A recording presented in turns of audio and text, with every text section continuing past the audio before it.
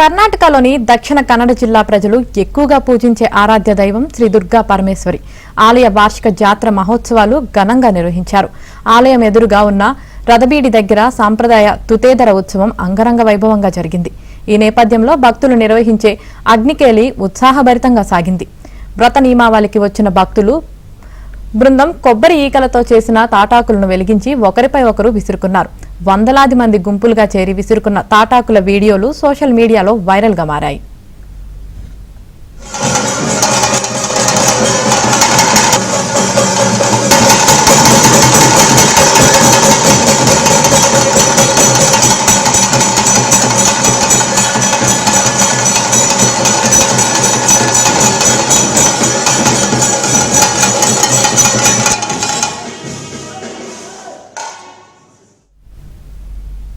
ప్రతి ఏటా జరిగే శ్రీ దుర్గాదేవి జాతర ఉత్సవాల సందర్భంగా ఈ వేడుకను నిర్వహించడం ఆనవాయితీగా వస్తుంది. ఉత్సవాల్లో భాగంగా చివరి రోజున అమ్మవారి అవభృత స్నానం జరుగుతుంది. అనంతరం జరిగే ఈ నిప్పుల ఆట దేవుడికి ఇష్టమని భక్తుల విశ్వాసం. దుష్టశక్తులను సంహరించిన దేవతను శాంతింపజేసేందుకు గతంలో ఈ తరహా ఆట ఆడేవారని చరిత్ర చెబుతుంది. అయితే ఈ వేడుకల్లో ఇప్పటి వరకు చరిత్రలో ఎవరూ గాయపడలేదని సమాచారం. కనీసం దుస్తులకు కూడా మంటలు అంటుకోలేదని సమాచారం.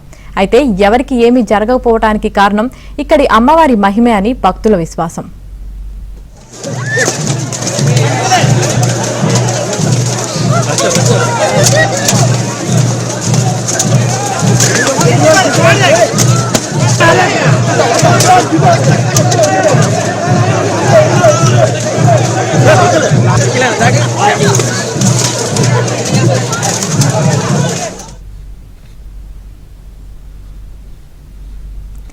దేవుడికి పూజలు చేసిన తర్వాత జరిగే ఈ పోరులో పాల్గొనే ఇరు జట్లకు ప్రసాదం అందజేస్తారు.